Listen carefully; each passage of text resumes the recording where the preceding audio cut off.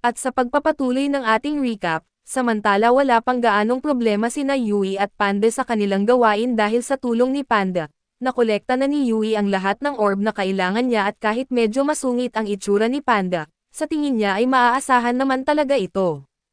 Maya-maya ay napansin ni Yui na isa-isang nawawala ang ilang ilaw mula sa mga orb at ibig sabihin ay may ibang tao roon na kumukuha rin nito. Sandaling naisip ni Yui na harapin sila pero sapat na ang nakuha niyang orb para pumasa, kaya ayaw niyang makipaglaban pa.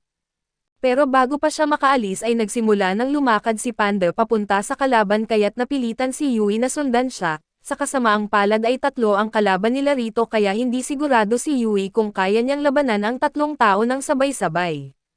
Nag-alangan pa siya pero si Panda ay sumugod na at sinabihan ang mga babae na ibigay ang kanilang mga orb. Nagtataka si Yui kung bakit hawak lang ng mga babae ang mga orb at hindi nila inaabsorb sa bracelet nila na gayong iyon ang layunin ng hamon na ito. Ayaw ibigay ng mga babae ang orb kaya't nagalit si Panda at inatake ang babaeng kulay berde ang buhok, dahil dito ay napilitan ang mga babae na tawagin ang mga pet nila para lumaban kaso lang, kahit cute ang mga pet nila na sobrang hina naman nito kaya mabilis lang silang natalo ni Panda. Medyo naawa na si Yui dahil kitang-kita niya na takot na ang mga babae kay Panda pero kompetisyon pa rin ito, kaya sinabihan niya ang mga babae na pakakawalan niya sila basta ibigay lang nila ang mga orb nila at nagmakaawa ang mga babae na huwag kunin ang orb dahil kung kukunin daw ito, mamamatay ang kaibigan nilang si Yami.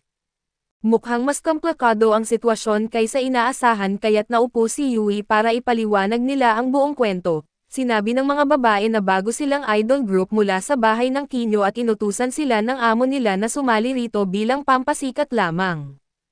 Inayos na lahat ng amo nila at sinabi sa kanila na sapat na ang pagsali at hindi na kailangan manalo, pero hindi nila inasahan na malupit pala ang ibang pet masters dito at kahit wala silang ginagawang masama ay inatake pa rin sila, bukod pa roon ay walang silbi ang kanilang mga pet sa laban kaya't wala silang kalaban-laban. Ang mas malala pa ay dinukot ng isang masamang lalaki si Yami at hinihingi niyang kapalit ang 5 orb kapalit ng buhay nito, sapat na ang narinig ni Yui at sinabihan niya ang mga babae na dalhin siya kung nasaan ang masamang lalaki na ito, para siya na mismo ang baalang humarap dito. Nagpapasalamat ang mga babae sa tulong ni Yui kaya dinala nila siya sa lugar kung saan nakakulong si Yami. Pagdating nila roon ay nagulat ang lalaki dahil napakabilis nilang nakabalik, kaya tinanong niya kung dala ba nila ang mga orb na hinihingi niya. Ipinakita ng mga babae na 3 lang ang nakolekta nila sa halip na 5, kaya nagbanta ang lalaki na papatayin niya agad si Yami dahil bigo sila at inutusan niya ang kanyang pet na pisilin ang ulo ni Yami ng malakas, pero bago pa tuluyang masaktan si Yami na nagmakaawa ang mga babae na huminto siya dahil alam nila ang paraan kung paano tiyak siyang mananalo. Nakuha nito ang atensyon ng lalaki kaya tumigil siya sandali at habang inaabangan ang kukunin ng babae mula sa kanyang manggas, ngunit paraan lamang iyon para malingat ang lalaki dahil palihim na nakalapit si Panda at nailigtas si Yami mula sa pet ng lalaki. Nang mapansin ng lalaki na inatake siya at inutusan niya ang pet na labanan si Panda, pero sa isang suntok lang ay agad na nawasak ni Panda ang buong katawan ng pet at napatahimik na lamang ang lalaki sa gulat. Nagsaya naman ang mga babae sa pag-aakalang natalo na nila ang lalaki. Ngunit may isa pang plano ang lalaki at itinuro niya si Yami at sinabi sa kanila na may inilagay siyang spine-breaking worm sa leeg nito, kapag may kumilos laban sa kanya at agad niyang papatayin si Yami na kitang-kita ang sakit na nararamdaman ni Yami kaya napilitan si Yui na tumigil muna sa pag-atake. Dahil tingin ng lalaki ay kontrolado na niya ang sitwasyon at lumapit siya kay Yui at sinabing 2 lang ang pagpipilian niya. Panoorin si Yami na mamatay o payagan siyang lagyan silang lahat ng bulate sa leeg para gawing alipin, kapag sinuwerte daw sila ay palalayain niya sila pagkatapos ng torneo. Pinipilit niya si Yui na pumili agad dahil wala siyang buong araw subalit ang mga salitang iyon ang nagpaalala kay Yui ng masakit niyang karanasan bago siya sumali sa pavilion, noon kasi ay pinatay ang dati niyang grupo at siya lamang ang naiwan na buhay. Pinaglaruan siya ng may kagagawan at sinabihang pumili siya kung sino ang ililigtas na isa sa 2 kaibigan niya, o ang sarili niya at pinili niya noon ang sarili niya at simula noon ay hindi nawala ang kanyang konsensya sa nangyari. Ngunit ayaw na niyang maulit ang trahedyang iyon at biglang lumabas ang pulang enerhiya mula sa katawan ni Yui. Agad niyang tinanggal ang bulate mula sa kamay ng lalaki at bago pa ito makakilos, Binali niya ang braso ng lalaki at saka ipinulupot ang kanyang mga hita sa ulo nito bago inihampas ng malakas sa lupa. Sa huli ay sinasakal niya ang lalaki hanggang mawalan ito ng malay dahil dito, nawala ang kontrol ng bulate na nasa leeg ni Yami kaya't ligtas na natanggal ito ni Panda nang hindi nasasaktan si Yami at laking tuwa ng mga babae nang makitang ligtas na si Yami, kaya agad silang tumakbo at niyakap siya. Ngunit nang humarap sila kay Yui para pasalamatan siya sa tulong ay napansin nilang may kakaiba rito. Biglang sinabi ni Yui ang mga salitang lumayo kayo at bago siya bumagsak sa sahig at nang makita nila ito, dali-dali silang lumapit upang tingnan kung anong nangyari. Nang magising si Yui ay mukha namang ayos na siya pero wala siyang maalala sa nangyari at ilang minuto ang nakaraan, tinanong niya ang mga babae kung anong nangyari sa lalaki. Ipinaliwanag nila na pinatulog niya ito at malamang matagal bago ito makabangon.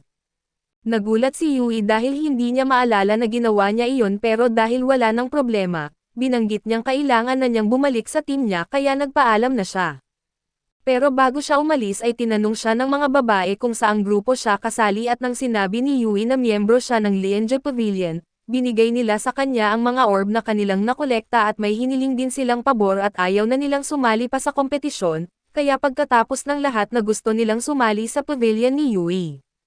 Masaya namang pumayag si Yui sa hiling nila, samantala sa control room ay ibinigay sa gobernador ang listahan ng mga kasaling grupo pati ang kanilang puntos. Nasa unang pwesto ngayon ang Beccon Society at naging interesado si Linsu sa kung anong pwesto na ang pavilion nila, kaya tinanong niya ito at nalaman niyang nasa ikapitong pwesto sila na mayroong 16 na puntos. Kahanga-hanga na raw ito pero may masama na balita rin at nang nag-imbestiga kasi ang ilang instructors tungkol sa pagkawalan ng grupong Tano, nalaman nilang pinatay pala silang lahat at nagulat si Linso dito at nalungkot naman ang gobernador dahil mukhang may tao na hindi sumusunod sa patakaran at pumapatay ng mga kalahok nang hindi nalalaman. Kapag nagpatuloy ito ay maraming malalagay sa panganib kaya't nagdesisyon siyang simulan na agad ang susunod na bahagi ng kompetisyon, samantala matapos makita ni Fon ang babaeng dating kasama ni Leo, sinundan-sundan na siya nito kahit saan siya magpunta. Kaya sinabihan niya ang babae na bumalik na lang sa dati nitong grupo at huwag na siyang sundan pa. Nagpabebe naman si Gian at sinabing hindi naman daw si Fon ang pakay niya kundi si Teddy na matagal na niyang hindi nakakalaro, kahit gusto rin naman talaga niyang kasama si Fon. Nararamdaman ni Fon na mahalagang tao si Leo kay Gian kaya tinanong niya ito kung anong klaseng tao ba siya para rito, pero maling pagkakaintindi ni Gian sa tanong ni Fon kaya't nagsimula siyang magkwento tungkol sa mga kalokohan na ginagawa nila ni Leo sa kama noon. Hindi komportable rito si Fon kaya umatras siya ng kaunti at naguluhan naman si Gian sa kilos niya, kasi hindi naman daw ganito kahiya si Leo dati sa kanya at para umiwas ay sinabi na lang ni Fon na matindi ang sakit ng ulo niya kamakailan kaya marami siyang hindi maalala na kabilang na si Gian. Nag-alala naman agad si Gian nang marinig ang tungkol sa sakit ng ulo ni Fon, dahil mukhang kapareho ito ng kakaibang sakit na dati nang nararamdaman ni Leo at naging interesado naman si Fon sa narinig, dahil posibleng paliwanag ito sa sakit na kanyang nararanasan kaya't bigla niyang hinawakan si Gian sa balikat para pilitin na sabihin ang lahat ng detalye. Pero dahil sa bigla niyang paghawak ay nahiya si Gian kaya namula ito at agad sinuntok si Fon sa mukha, humingi naman agad ng pasensya si Gian sa pananakit niya pero sabi niya kasalanan daw ito ni Fon dahil hindi naman siya nagpaalam bago siya hawakan lalo na't hindi naman sila nasa pribadong lugar. Bigla na lang napansin ni Gian na may pet na palihim na papalapit sa kanila mula sa likod kaya't agad na humarap si Fon para paghandaan ang pag-atake nito, pero lumabas na si Firetails lang pala iyon kaya walang dapat ikabahala. Lumapit agad si Su at masaya siya nang makita ulit si Fon at biglang lumitaw ang master ni Su sa taas ng bangin at tinanong kung nakahanap na ba siya ng mga kalaban. Sinabi ni Su na hindi na kailangang lumaban dahil kaibigan niya ang mga taong ito pero nagtataka naman si Fon kung bakit sobrang lapit sa isa't isa ang buong grupo ni Su, kasi parang hindi praktikal iyon. Totoo man daw iyon at sabi ni Su na may espesyal na dahilan kung bakit kailangan nilang manatiling magkakasama, pero ayaw niyang sabihin kung ano iyon at maya-maya lang ay biglang naramdaman ni Su na may malakas at nakakatakot na presensyang papalapit sa kanila. Alam niyang delikado ito pero huli na para tumakas dahil dumating na si Nissan mula sa Beccon Society, sinabihan ni Su ang kanyang master na siya na muna ang bahala na kumausap at humarap siya ng magalang kay Nissan at nakiusap na sana ay payagan silang umalis ng tahimik. Sa puntong ito kasi ng torneo ay walang mapapala kung maglalaban-laban sila dahil hindi naman pwedeng ilipat ang points, at wala ring orb sa paligid na pwedeng kunin kaya't walang saysay kung maglalaban pa sila ngayon. Maganda naman ang paliwanag ni Su kaya kahit gustong-gustong lumaban ni Nissan at pumayag na rin siyang paaalisin sila. Nagpasalamat si So kay Nissan sa pag-unawa nito at nagsimula na silang umalis pero sa kasamaang palad, bago sila makalayo ay biglang nag-anunsyo na magsisimula na ang susunod na bahagi ng torneo at sa bagong stage na ito, pwede nang makuha ang points sa pamamagitan ng pag-agaw ng bracelet ng ibang kalahok.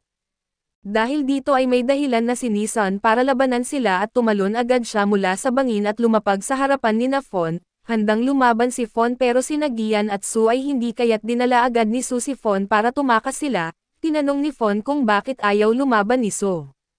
Ipinaliwanag niya na halos wala silang mapapala sa pakikipaglaban kay Nissan at bukod doon, hindi rin nila kaya itong talunin kaya ang pinakamainam nilang gawin ay tumakbo na lang. Tinanong ni Fon kung ganoon ba talaga kalakas si Nissan at dahil kung tutusin, kaya sana siyang talunin kung nandito ang buong grupo ni Su pero may problema pala at hindi tunay na grupo ang faction ni Su. Pagkatapos tumakas ni Su ay hinarap ni Nissan ang naiwan niyang mga miyembro, ngunit pag-atake niya ay agad na sumuko ang dalawang lalaki at susuko na rin sana ang matandang babae, pero bago pa niya matapos ang salita ay nataman na siya kaya't nabalian agad siya ng braso. Hindi makapaniwala si Nissan na sumuko sila nang hindi man lang nagpapalabas ng kahit isang pet at pakiramdam niya ay iniinsulto siya ng mga ito, pero nagmakaawa ang tatlo na huwag silang patayin dahil hindi naman talaga sila tunay na pet trainers. Samantala ay ipinaliwanag naman ni Soki na Fon na kulang ang miyembro niya para makasali sa torneo, kaya kumuha lang siya ng 3 tao na binayaran niya para sumama sa kanya at sa gilid lang pala ng daan pinulot ni Su ang 3 tao para magpanggap na bahagi ng kanyang grupo. Sinabihan agad siya ni Fon na tanga siya dahil nilagay niya sa panganib ang buhay ng mga inosenteng tao. Alam naman ni Su na mali ang ginawa niya kaya't ang tanging magagawa niya ngayon ay umasa na makakasuko ang 3 tao bago pa sila saktan ni Nissan. Samantala sa control room ay tinanong ni Linso ang gobernador kung gusto ba niyang magpatayan ang mga kalahok, dahil mukhang marami ang mamamatay ng walang saysay sa bagong patakarang ito pero paliwanag ng gobernador, hindi raw layunin ng bagong rule na ito na pag-awayin ang mga kalahok. Balik kay Nissan ay nakuha na niya ang bracelets mula sa 3 peking miyembro ni Su, pero naasar siya dahil wala palang points ang mga ito at ipinaliwanag nila na ibinigay nila kay Su ang lahat ng orb na nakuha nila kaya nasa kanya lahat ng points. Nagmakaawa sila kay Nissan na palayain na lang sila dahil wala naman siyang mapapala sa kanila. Pero dahil sobrang galit ni Nissan ay nagpasya siyang patayin ang matandang babae ng walang dahilan at ayon sa gobernador, layunin daw ng bagong stage na bigyan ng pagkakataon ang mahihinang grupo na sumuko na lang para mga determinado lamang ang matitira. Ngunit hindi niya naisip na may mga katulad pala ni Nissan na walang awa kung pumatay at ngayon, pagkatapos niyang ayusin ang peking grupo ni Su na plano na niyang puntiryahin naman si Su mismo.